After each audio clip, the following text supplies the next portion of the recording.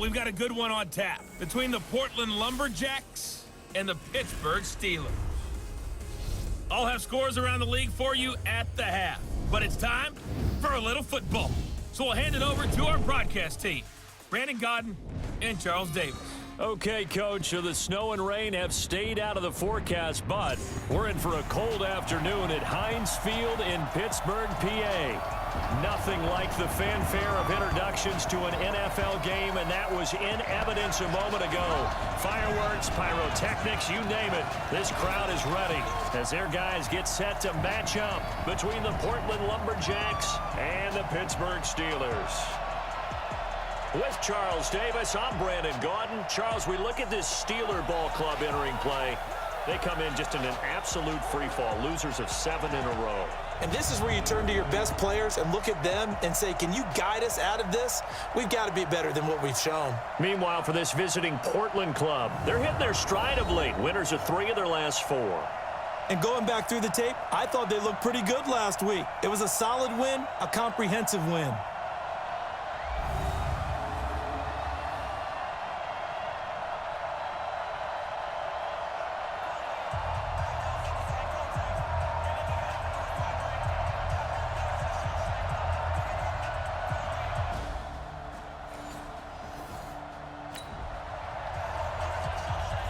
Still nothing here in quarter 1, but an early test to check in on as we've got a third down situation looming. 50, plant, 66. Ain't no such thing as a loss. We taking wins. Let's go.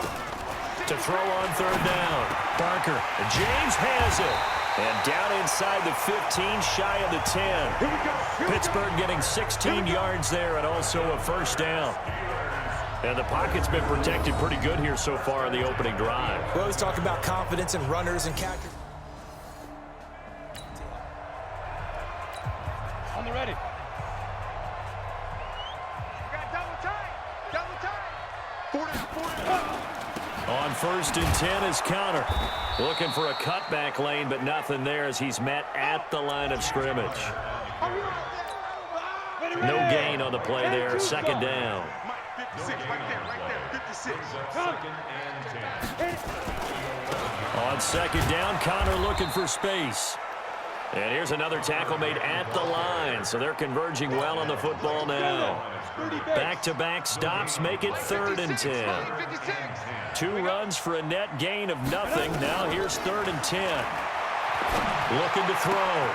Barker. And caught in the end zone. Touchdown, Steelers.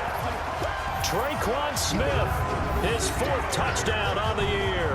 And the Steelers take the ball down the field and score on their opening drive. The losing streak had taken on a life of its own, and I think it infiltrates a team when you're on that much of a slide. But this group has managed to focus, come out early, and put a touchdown on the board. They look like they mean business in this one. They do now. The key, holding on to that attitude because, man, that streak has been a struggle for them.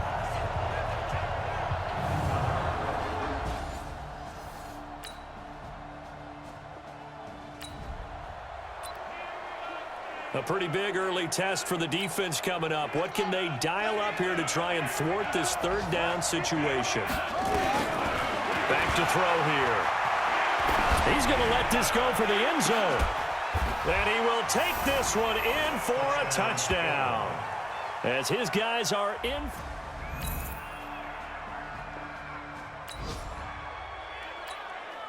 Well, the turnover forces this defensive unit to scramble to get back out there as now they get the unenviable task of defending a 1st and goal situation. James has got it. Complete. And from the 9, they get this to the 5-yard line. And, partner, I think that's a great example that not all tight ends are created equal because everything was right. Got the completion, but he's not one of the more dynamic guys in the league. So even though he caught it, couldn't turn it into much more. The quick slant caught.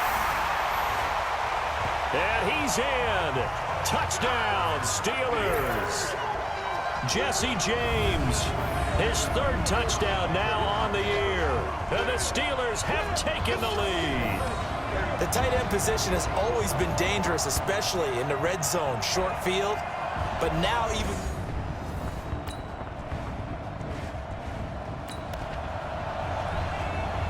Second quarter, this defense looking for a big third down stop here. They're already down on the scoreboard, just trying to get the ball back to their offense. Throwing on third and long. Barker. And he's caught on the sideline, but he's not going to have a first down. They say he was out of bounds.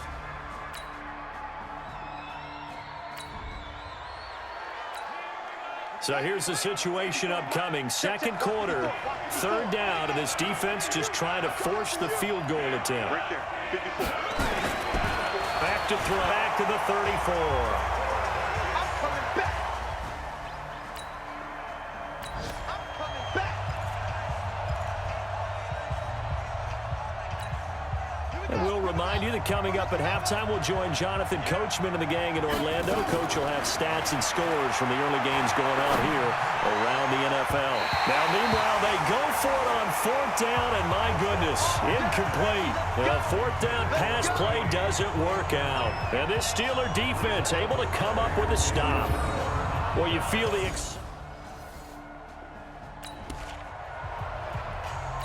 Just over 90 seconds to go in the first half. The offense with a football, but they have it in their own territory. He's going to fire one deep over the middle. Oh, this is taken in. It's complete. 39 yards there. A big one. Let's go. I think it's pretty safe to say that initially they had to be thinking about trying to get into field goal range. But after that shot right there, they've got to be thinking bigger right now. And that was probably their thought offensively. If we hit this, great. Let's go for the end zone. If not, settle for a field goal. Looks like they can try to hit pay dirt. Now a throw to the end zone on first down, but it winds up incomplete. Here now is 2nd and 10, again from the 41. Now that'll be tipped and intercepted. Picked off at the 36. And the return this time will go out to the 42-yard line. He's had a fantastic rookie season, made a lot.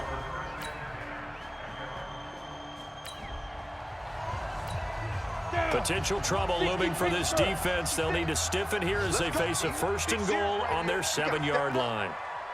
From the gun, Barker. That is caught. It's Juju for the Steeler touchdown. Juju Smith-Schuster as the first half is winding down. And the Steelers, they broaden their lead. And that'll give them a 2-score lead here.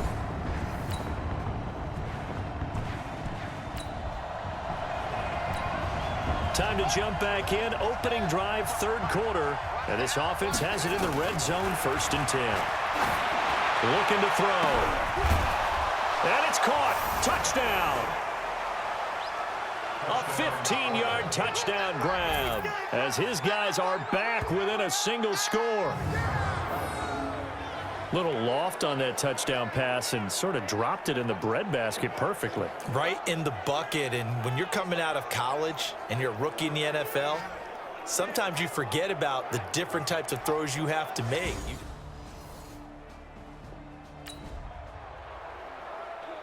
A big play coming up for this defensive unit. They're down, but just by a bit on the scoreboard. Can they get this 3rd down stop in the 3rd quarter? Back to throw. Barker, screen pass to Connor. And he'll be a little shy of the 25 here at the 26-yard line. And the screen only good for 3.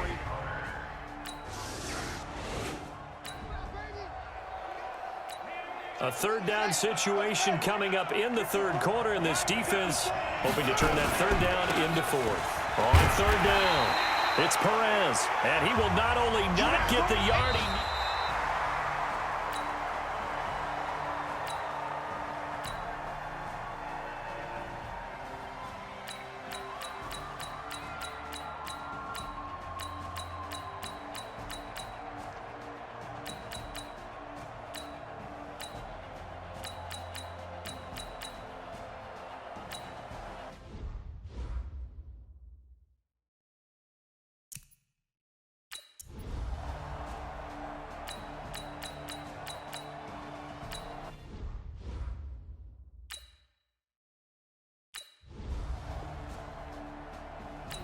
He has elite instincts from his linebacker spot. He's able to diagnose the run and flies in like a missile to stop that one behind the line of scrimmage.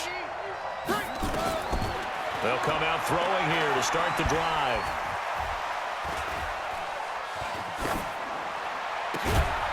And he finds a man on the crossing route. And he's going to be taken down here with a penalty flag on the field. Illegal forward pass. Offense.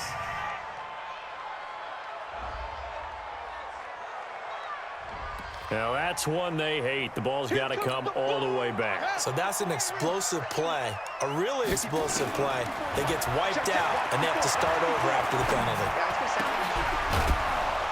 And they're going to get this beyond the 40 before he's taken down. A gain there of 21 yards. And we see another pitch and catch there to the running back. This position just continues to evolve. They become just as critical to the passing attack as a lot of receivers, tight ends, because their ability to make people miss. Got a man, it's caught at the 6-yard line.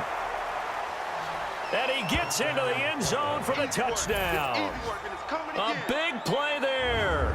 His second touchdown of the afternoon, as they're now just an extra point away from getting back within one score. No, we're not.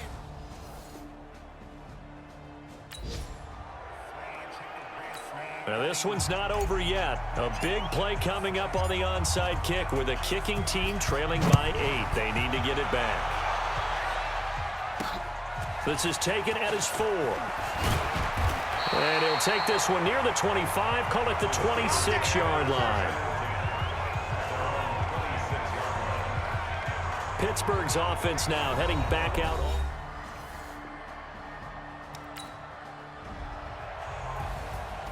Well, I know at points in this one you wanted to close your eyes because of all the points that were being put on the scoreboard. You're a defensive guy, but it was a fun little track meet, wasn't it? It was, and you know the people who really enjoyed this game? They're the ones that like going to batting practice at the Major League Baseball parks, right? Seeing the 14-11 game, that sort of deal, that's right up their alley with what we saw in this one. So for Pittsburgh, their hopes of a 500 season stay alive as they move to 7-8 now on the year. And they will hit the road next week. Meanwhile, for Portland, they're guaranteed now a sub-500 season as they fall to 6-9. And they'll look to get back on track next week as they travel to Denver to take on the Broncos.